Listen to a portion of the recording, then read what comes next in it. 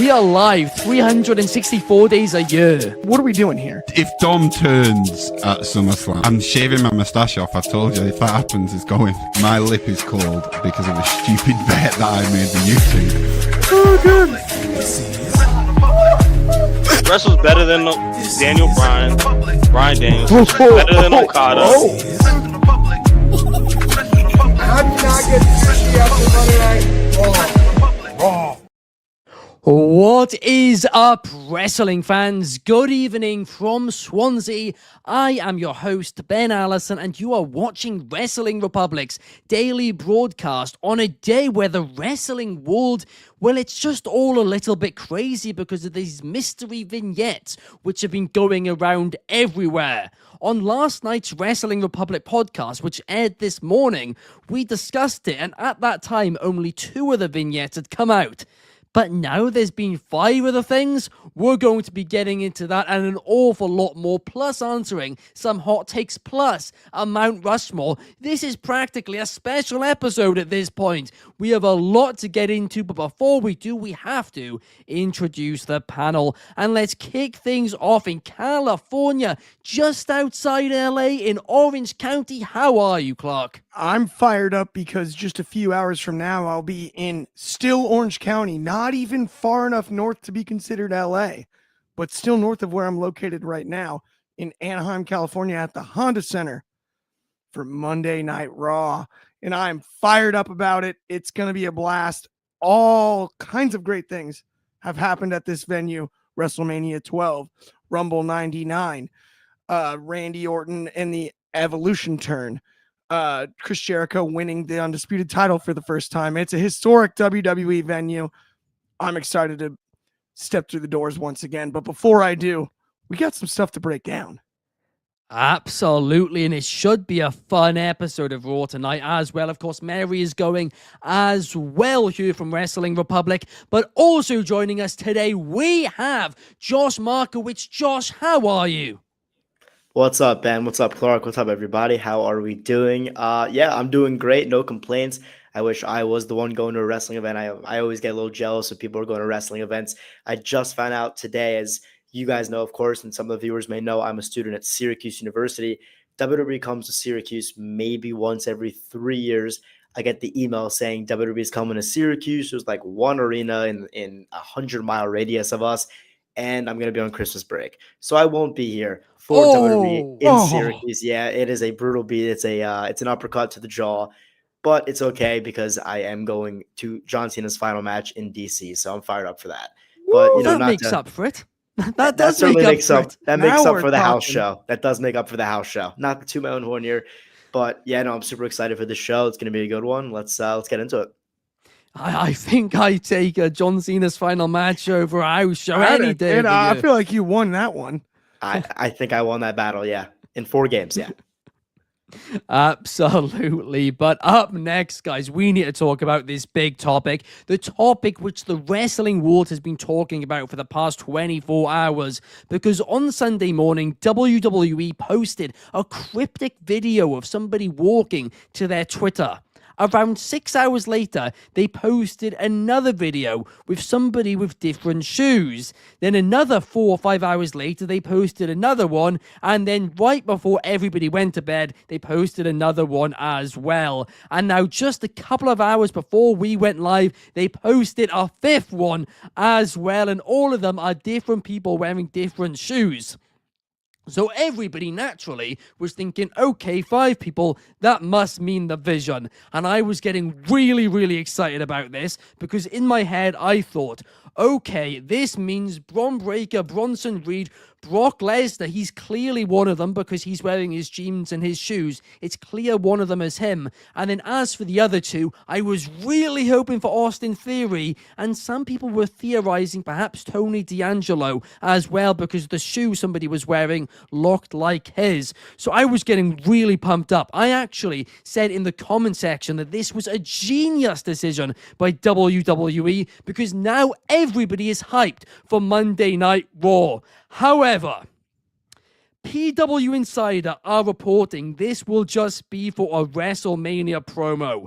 And if WWE has got the hardcore wrestling fans talking for 48 hours non-stop about the announcement, or not even announcement, just to promote WrestleMania 43, what on earth are we doing? This makes absolutely zero sense. And I'll tell you why. It's because you got everybody's hopes up for something, and all those people whose hopes you got up would have already known WrestleMania is happening. Why? Because they are the IWC, and this marketing campaign is for the IWC. It is absolutely delusional. I can't believe a minute into this show, and I've just completely lost it. But I have. Who on earth thought this was a good idea? I thought WWE were back. Well, guess what? They suddenly are back in the trash. Dreadful, dreadful decision, if that's true. Or maybe this is all a swerve, in which case this is fantastic once again, because you've got everybody's hopes up, then you drag them all down, and then you give us a surprise, and it's perfect. Let's hope that's what this is, Clark. Well, Ben, I'll tell you what, if they drop one with flip-flops or sandals or bare feet in this hour where we're live on this show, I might lose my mind like you just did for a second. That might really freak me out. I am praying, as you mentioned, that this is a swerve. If this is just a promotion for WrestleMania 42 or even 41, even if it's a promotion for just a show and they're releasing these vignettes, you've marketed to the wrong crowd. Who do you think you're selling to? It has to be something else. It has to be something else, or this is going to be dragged through the mud for months on end. It will be made fun of relentlessly, endlessly. And that's my biggest fear. If the rumor is true and this is a vignette, a series of vignettes with various people's shoes, different shoes, walking, just to advertise a show we already knew was going to happen, knock it off. Knock it off. No way. I mean, they're one or two different types of shoes away from a bouquet of all the different types of shoes. Maybe announcing a sponsorship by a shoe store. It's like a Kohan deal. I cannot wrap my mind around what it could possibly be besides a swerve. Even if the intention was for it to be an ad, now they have to pivot. They have to do something else with it because it's established so much groundwork, as you mentioned, within the wrestling community and the hardcore fan community. I refuse to say IWC. That's the internet whining community, and I don't like that. But the hardcore wrestling fan community deserves better than if this is just an ad. Yeah, I do completely agree with you, Clark. And Zach says in the chat, it's National American Beer Thank Day. Goodness, we need. I might need today. one after this, We honestly. needed I some think good I've news just today. killed my voice in the opening segment. Really smart on my behalf. A reasonable rage, though, says DCX Warlord. And Fernando says, blood pressure, Ben, blood pressure. It's too late for that. I was a fan in 2019. It's the too post. late. It's too late. Check the Got a post. few years left if I'm lucky on that one, but also joining, brilliant. I'm going back to the start of the show. I'm all over the place. But Josh, I want to get your thoughts on Josh, this entire still here? situation. I'm still here. I'm joining in the conversation. You were correct. You weren't wrong. Yeah, you know what? I don't know what to say. I gotta agree with both you guys. I'm not gonna, I don't have that rage in me about all these vignettes. But I do agree that if this is an ad, man, they screwed up big time. And I think they did. I think Clark said it, that they are marketing to the wrong people. If you want to do an advertisement about WrestleMania in Las Vegas, you put it on a commercial in the middle of Monday Night Raw on Netflix. That is your market, not the Twitter account of WWE, not these hardcore wrestling fans or the IWC. That's not it. So I don't know. You got all these guys walking around. The shot is just their shoes. It looks like Brock Lesnar. It looks like maybe Roman Reigns. It could be Gunther. Who knows? Look, since this report that you mentioned earlier, Ben, I really do think it's going to be a WrestleMania ad, but I don't know why. And like one, it's just like kind of early. Like why now? You know, why near Halloween are we just kind of promoting WrestleMania out of nowhere with a random vignette? The only thing like I can maybe think about is like maybe, you know, it looked like Gunther. Gunther doesn't really wear socks or maybe really low socks. Maybe it's something about Gunther and they're promoting his final match with John Cena. There was a bunch of people, maybe, you know, they're bringing back Imperium or some sort of group with Gunther. I don't know. I'm just really getting my hopes up that it's anything but the WrestleMania ad that we all, I think, deep down know it's going to end up being. And if WWE doesn't pivot real soon, I think that's what it's going to be. And it's, you know, it's the boring answer, but that's just what I think it's going to be. It sucks. It sucks, to say the least. You forgot, though, Josh. Triple H has personally banned the word pivot.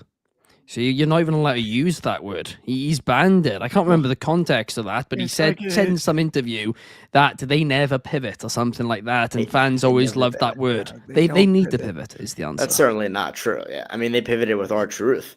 I don't even think they've ever established a pivot foot, and that's a basketball reference to Dutch. But one thing I will say is, what if it's just like all the potential John Cena opponents, and somehow they just have him be Super Cena and wrestle them all? He just hits them all with all the moves. That's what the final match is. You're going. Maybe that's what it is. Maybe we go there. It's everybody. It's going to be Brock. It's going to be Jericho. It's going to be all the ones you wanted. Every single one of them. And he gauntlets them in DC on his final night. I think that's what it is. I don't even have anything to say to that. I really don't. Numero one says, what if they pull a Vince Russo? This doesn't sound good. And just have it be Brock in all those videos, with the difference being he's just wearing different shoes. That would still be better than a WrestleMania commercial, which I think says the issue with this. For some reason, Totally Cool thinks this could be teasing Dragunov and Walter. They have history. Be excited. I mean, I don't think it is, but if it was, I'd be delighted. I love both those guys. I've been watching them for years. I've seen every match they've had, and every single time it has been a banger. So I hope you're right, but I don't understand how on earth this could be that. And Dragunov versus Ibushi is a dream match. There's no doubt about it. But Clark, do you think WWE at this point, after being quite good at PR for quite a number of years, actually, have suddenly kind of gone the wrong direction now? I hate to say it. I think there's a legitimate disconnect. Like there's a lack of understanding of the audience. To say aloud earlier in the year that we used to market to families, now we're on the ticket prices thing, is outlandishly silly. That's outlandishly silly. You have this. If this is just an ad, it's like we have in our own graphic that it's a vignette. It better be a vignette. As a longtime fan, because that's who you played it for. It better be a vignette and not an ad. Like, seriously, at this stage, there is a legitimate disconnect. Like, somebody's lost or somebody doesn't understand the marketplace, because it is very different than other marketplaces. I believe Triple H does have an understanding of the marketplace. I believe that the people directly involved in WWE creative do have an understanding. And honestly, we're going to bring up things related to this in the next subject. And that's what's really interesting. This goes back to the beginning of our program, debating the hardcore versus casual thing. And we talked about that often. I do think that there's nuance. There's levels of fandom, and where you market it, I go back to my initial argument about no such thing as hardcore or casual, right, Ben? And I was probably wrong in that regard, but I wasn't wholly wrong, because there's levels. So there's where is the line? Where do you put the line? What's the difference between like the almost hardcore and the hardcore light, right? Like where do we draw that line? And when it comes to marketing strategy, I also think it's a factor that we talked about on the daily. John Cena's retirement tour being this umbrella over WWE creative for the year has made things a little bit more difficult. It's been a slightly distracting. You add on top of that Cody Rhodes' story being finished, which was the most enticing story in pro wrestling for 2 years. Yeah, and everyone knows that. Can only a story like that only comes around once a decade yeah, in wrestling. There's you no topping can't- that. Yeah, you can't just organically make that. Yeah. But where we are right now, I think it's more of even a PR issue than it is creative at times. We have some breaking news, by the way. Okay. Breaking news right now relating to this. A sick video has been just posted to Twitter, and we are going to play it right now, right? Yes. We're gonna have to talk over this, and I need to make sure I mute it today because I didn't yesterday. But a sick video has happened, and as you can see, it is not a hand. Let's watch it. So here it is, black screen like the other started out, and now sorry, it is a hand. It's not a foot. It's a hand. And the ring is on the ring finger. That's very fascinating to me. That's Heyman, yeah. Adjustment. That's got to be Heyman. That's Paul Heyman. You would assume by the size of the hands in the ring. So if we look at this for a second, let's break this down for a second. There's a chair there, right? Surely at this point, they've done 5 people walking, and now it's Heyman next to a chair. Yeah. I don't care what PW Insider say, with all due respect. I imagine they're very reliable. I think they're probably right. But I don't care what they're saying right now. This makes me think it's the Vision again. Yep. I am back on the Vision. Yeah, that is a Hall of Fame ring. Good call, DCX Warlord. With it paused, that is an excellent call. When it goes into the light, when he outstanding call. When he moves his hand, you can see 100%. It's the Hall of Fame ring. Oh, great. So they're going to is this just a Hall of Fame commercial for WrestleMania weekend? No, it's Heyman.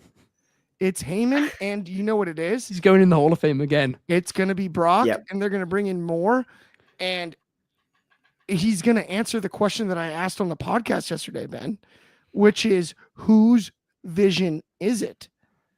Well, let's quickly get paused. this one up from last night, because last night there was one which was posted here, right? And this, I mean, that's clearly Brock Lesnar. That is so obviously clearly Brock Lesnar. Cowboy boots in the jeans, bootcut jeans. That's Brock. Mm-hmm. So we know it's Brock. This one here, let's look at this real quick. I mean, that could be anybody. Yeah. There's no the legs. I have a weird feeling that one is Braun Breaker. Yeah, that could be Braun Breaker. And let's look at the one from earlier today as well, right here. The one from earlier today, 2 hours ago. That's somebody wearing it's not Bronson. Suit. That could be like Santos. That could be Theory. That could be Maybe Santos Theory. Escobar. I wouldn't be. Well, actually, I don't know how I'd feel with Santos and the Vision if that's it. I mean, to be honest with you, I will also say this, Clark. That seems like Cody. This seems like Cody, to be honest with you, which goes back to the WrestleMania trailer idea. I agree. This to me, where are the shoes with the straps? So we'll. That's the original, correct? Yeah, I believe. No, this is the. So then there's this one, which I think could be Bronson Reed. Yeah, because those are wide feet. Yeah. Flintstone feet, some would say. Now, some people are saying that this is actually Roman Reigns, this one actually. Not Roman, that's the other one again. But anyway, the original one was this. Yeah, these ones are interesting with the straps across. Yeah. Because I don't know whose shoes those are. Cody wouldn't wear those. He'd wear some with laces. Well, he's gotten rid of tie clips before. Anything's possible with him. It's very true. It's very true. You never know. You never know. But there we have it, guys. So we've analyzed it. We got saying that it's definitely Austin Theory. DCX Warlord thinks one of them is Triple H. And that the first one is Cody. Look, and some people were saying it last night as a joke, but if genuinely this ends up being Triple H coming and saying, "Are you ready?" I am going to lose it. I am going to just absolutely lose my mind. I might turn on Triple H. No, I genuinely I'm gonna freak out if it happens too, and I'm going to the show tonight too. So we'll be live. I mean, you need to boo. Like I will try to live stream the segment as best. Not live stream, but I'll try to post it somewhere. We'll just send us Of video relevance. just losing your mind. Yeah, I'll send what happens in my brain. Well, it's a good thing you're sitting on the aisle which is near to the bar. That way I I'll can say that much if Run that up drops. to the bar. Yeah, that's huge. That's National Beer Day as well. Yes. National Beer Day. That is a good point. Good Something thing you it can't is miss out National on. Beer Day. But right, up next, guys, we need to talk about, well, we need to go to the mail, right? Because it is Mailbag Monday after all, and we do have a couple of submissions from last week, some hot takes from last week, which I want to get into. And I want to kick things off by talking about Jey Uso, because NEGIEX.IG says the Jey Uso hate is forced. But then we had another two comments, one from Georgia Counter 40 saying, get Jey Uso the hell away from the main event scene. He's ruining everything. And then we had Ethan Fraser 41 saying Jey Uso needs to stop getting every opportunity. Not only is he becoming the knockoff tribal chief, but the knockoff big dogs, they are shoving him down our throats and it's annoying. And he said that all in capital letters. This man was fuming. So clearly a difference of opinion is what's happening in the IWC when it comes to this. But Clark, I want to go to you straight away. Of course, Jey Uso is the number one contender, but is this hate forced or is it justified? So I'm going to say this. It's fascinating to me because I was at Money in the Bank. I was at the Rumble. I was also at Mania. And as far as those three were concerned, at the Rumble, it all felt organic. I mean, people were chanting for Jey Uso on the way in to the arena and on the way out of the arena. At Money in the Bank, it was a little quieter. At WrestleMania, it was a little bit more in the middle. I think we're now at a place where people got kind of tired of it. He sort of finished his story with Gunther, and then we put the title right back on Gunther. And that's where I think a lot of this comes from. I don't think it's Jay's fault. So I wouldn't go as far as it's forced, but I understand how we're here. It's a little weird because it was like, oh, we're still going to love him after the run's over. And it doesn't necessarily feel like that. I think that's the precipice of the problem, Ben, at least in my eyes. I mean, that is a good point, you know, like after a push, and it's the same with a lot of people. A lot of people thought it would be like that with Cody, and it hasn't necessarily been, where when you build up a babyface, once they actually get to the top, you have told their story. Right. And it is a lot harder to book a babyface on top compared to a heel on top. So I do see your point there. But at the same time, I mean, Jey Uso, fans wanted him to get this push. Yes. And, like, he didn't do anything bad. Like, everything he did, at least in my opinion, was solid enough. I don't think it is justified to answer the question. The most telling thing to me is in this calendar year at the Royal Rumble in Indianapolis, they sold 2 males. I've said this 1,000 times on the show. They sold 2 male superstars merch at Lucas Oil Stadium in Indianapolis. When we went before the men's Rumble to go buy gear with my best friend from college and for my godson, right? They were sold out of Jey Uso gear, and you could still buy Cena gear. And wow, that is one of the most impressive things I've ever seen. So you can't take that away from Jey. That's January. I get that. But my point is, also, do you think they stocked more Cena merch? I don't think so. No, there was only 2 men's stars, and honestly, there was as many options for both. Okay. If they did, it wasn't by much. It wasn't. Every kid was wearing Jey Uso. Yeah. I mean, I said it earlier in the year. Were crazy. Yeah. Walking out of Lucas Oil was one of the most fun things because genuinely it was, and you could tell by like the tone of the chants, it was all of the kids that were so excited, yeeting and doing all of that on the way out and like singing and like it was really, really, really cool and organic. And Mania wasn't quite the same. Vegas is a different crowd than you would see also in and it's also an older crowd as well, which I think is a factor it's WrestleMania. too. It's 100% a factor. It was close, but not nearly the same, and it was early in the card. Money in the Bank, during the entrance in the match, yes, Jey got a lot of credit there, but was not on the merch stand. unlike the Okay. Rumble, which I found Hmm. real interesting, right? Had You he had lost the title Cena by then? gear and you had right, Had he but or hadn't he? he had, Yeah. but he's also in the tag main event, right? Oh, Alongside Cody completely. Rhodes. And so you could get American Nightmare gear unlike at the Rumble.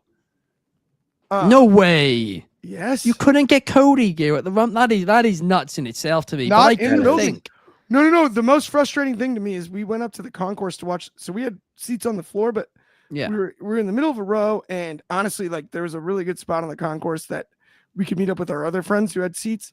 So we watched the first half of the men's rumble down in the seats, right? Because they were really cool, like watching them run by on the railing.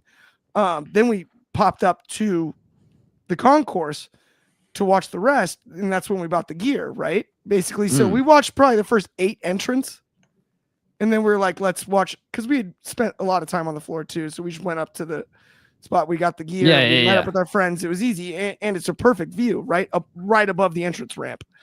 And I was stunned, but also annoyed because there was plenty of time left in the Rumble, and I just thought about it. I'm like, why would there be only 2? Yeah. No, you are right. And that's your final 2. I thought it was a mistake at the time. The way that I viewed it, I was like, what? Come on. Of course. Because then like when it got down to the final 3, I'm like, it's Jay and Cena. Look at the merch tent. It's right there. Yeah, it does give it away a little bit. Yeah, you are it's right. But I do think giveaway. he's kind of the modern day.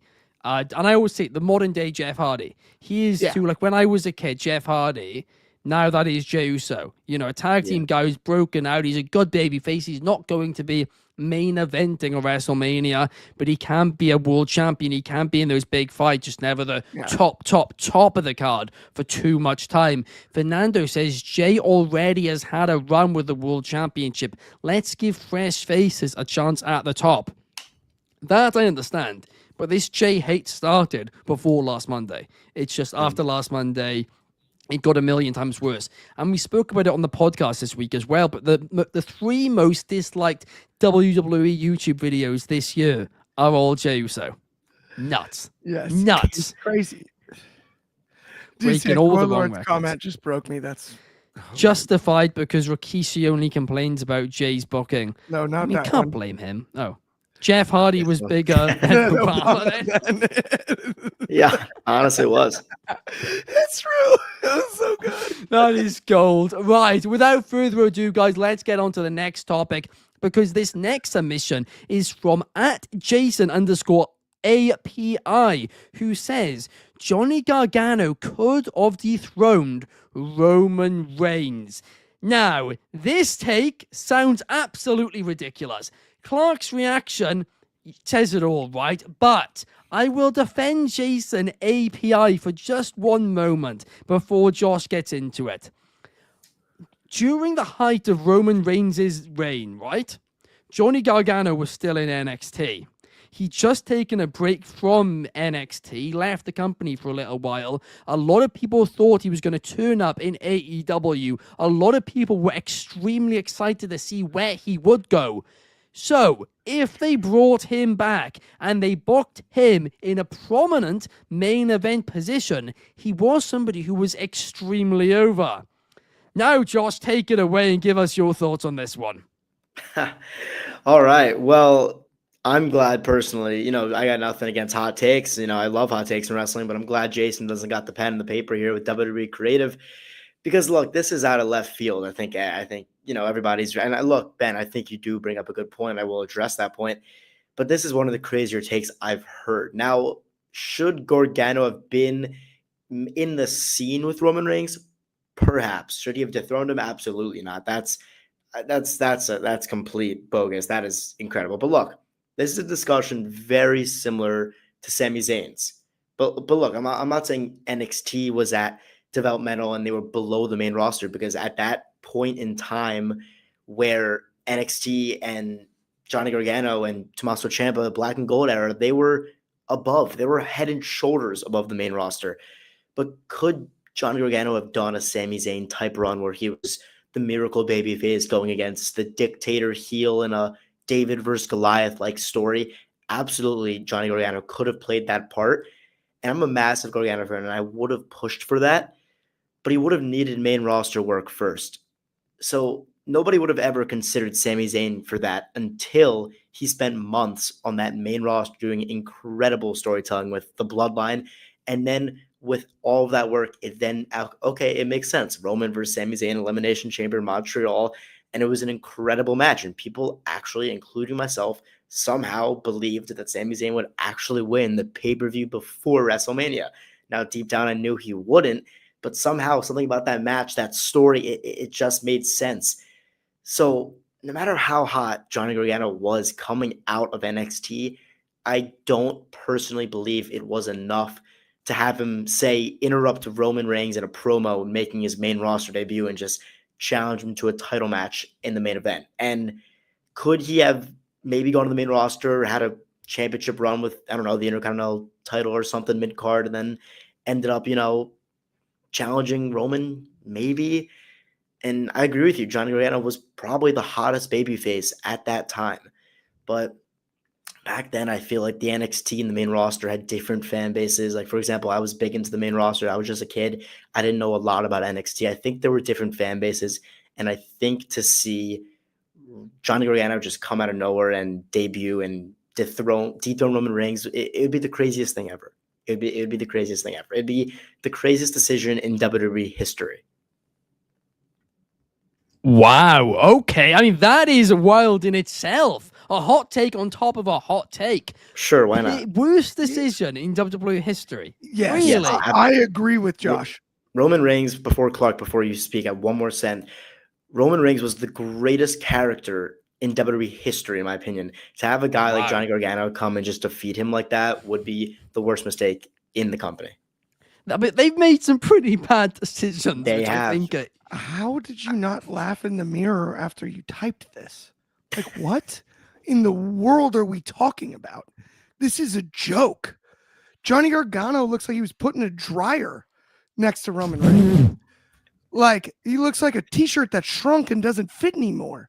Like, are you serious? Johnny Gargano beating Roman Reigns at what? Hopscotch? Like, are we joking? This is out of this world. No, it is. It would have been the dumbest booking decision in the history. They would have been smarter to have Santino Marella actually win that Rumble. no. Than to have Johnny Gargano, Johnny Wrestling, beat Roman Reigns. Have you seen them? Have you seen them make eye contact? No, because Johnny would fall down if he had to make eye contact with Roman Reigns one time. That's ridiculous. There's not a good enough writer in the world to tell me a story that makes enough sense where Johnny Gargano beats Roman Reigns. Knock it off. This is goofier than a football bat. Oh, there it is. There's the finisher from Clark off the top rope. But what I will say about this is it would be incredibly dumb. I agree with you guys, but I don't think it would be the dumbest decision in the history of the company. There's quite a few ones. There's a lot which are worse. 1B at worst. I mean, like, they've done a lot of worse things, right? There's no denying that. Ben's like I could just see the Matrix list going through your head. Yeah, and they've bad done WWE decisions. That was actually hilarious. That's one of the greatest moments in show history, Ben. Yeah. I could just see the list. You were like, which I can't say any of those. Yeah, I was like, can I say no? I can't. DCX Warlord saying Claudio should have dethroned Roman. Now we're talking. That's realistic. Yeah. I'm in. Yeah. It's not crazy. I'm sorry, DCX Warlord. I honestly think Gargano might be a better shout. No. Come No. on. Absolutely. I mean, okay.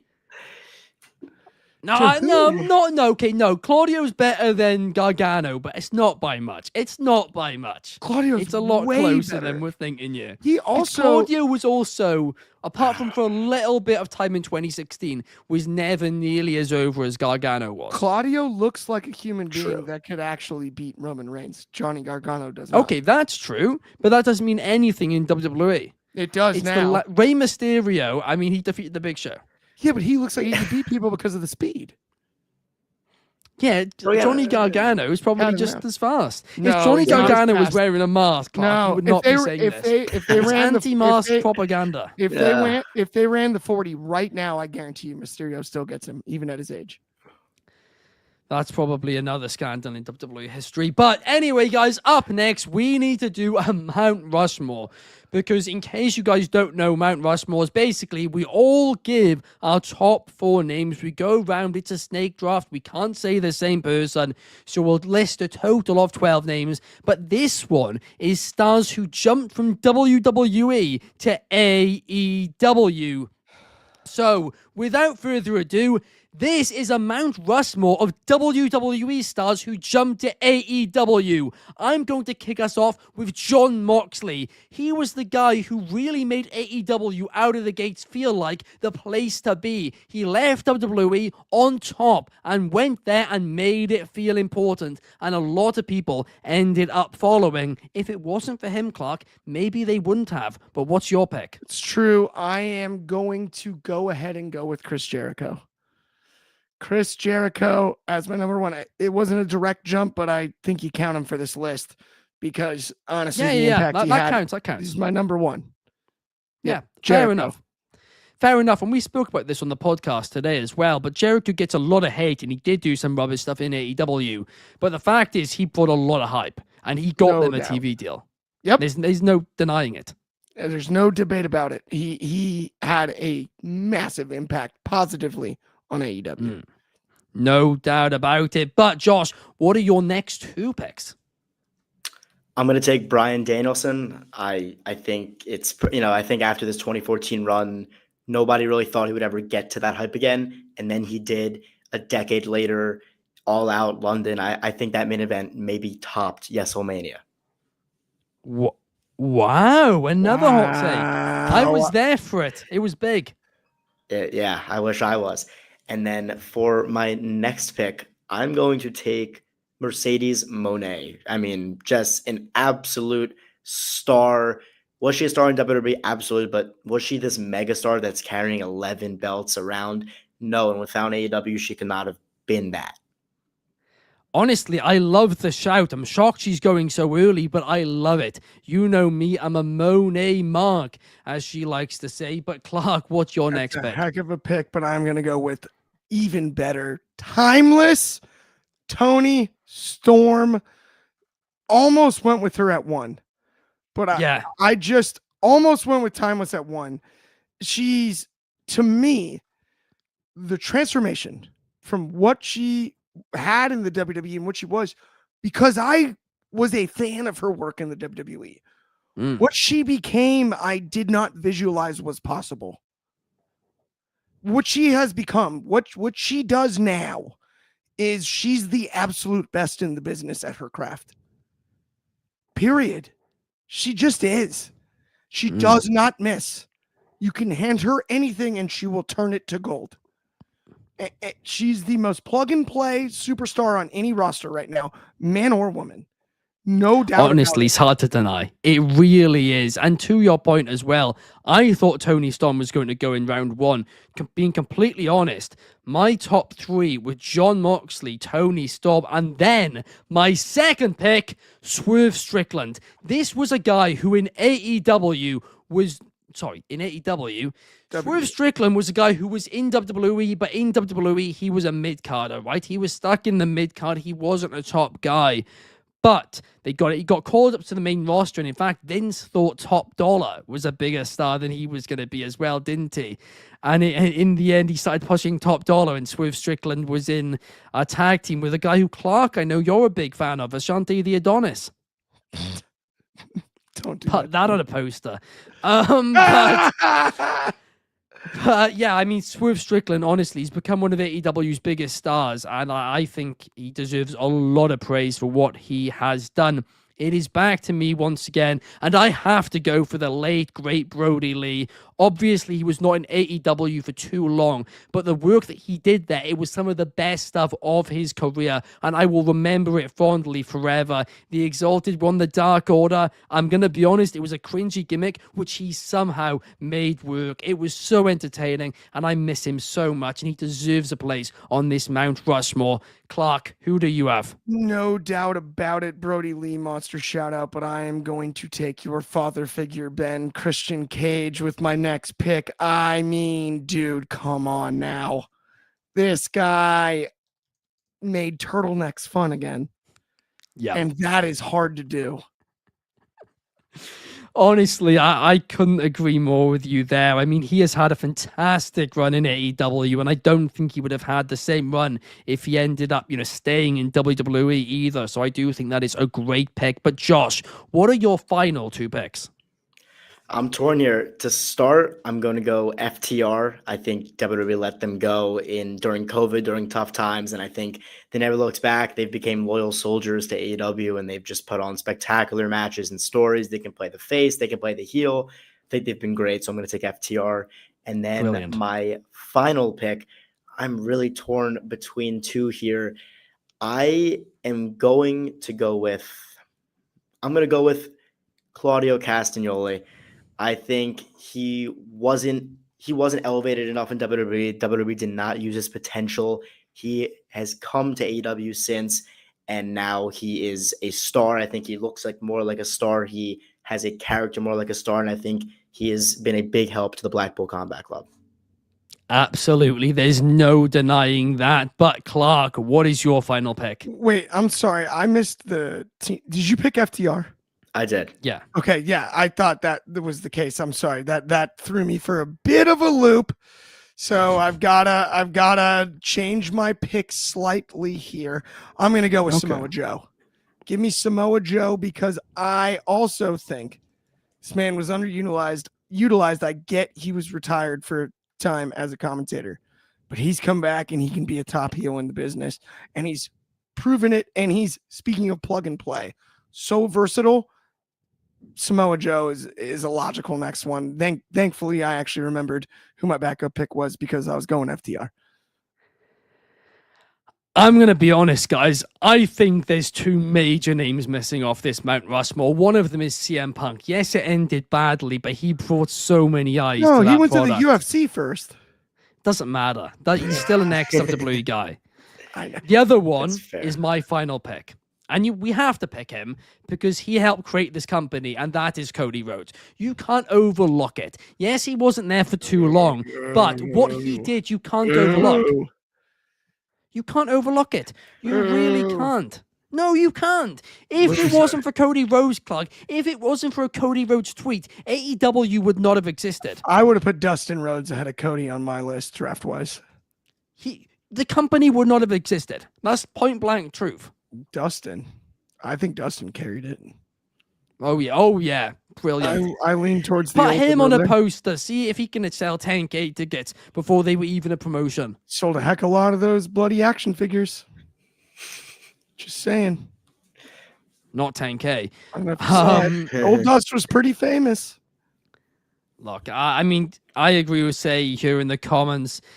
Keith Lee was really underutilized in both companies as DCX Warlord. I agree with that. But that, guys, does bring us to the end of the show, and that is our Mount Rushmore of WWE stars who jumped to AEW. Thank you, Josh. Thank you, Clark. And thank you to all of you who have watched at home. We will be back the same time, same place tomorrow. Just to remind you, although if you're watching this, you probably know, in the United States, we will be an hour later every day this week because your clocks haven't changed yet. But even still, UK, it will be the same time as normal. See you guys tomorrow. Peace.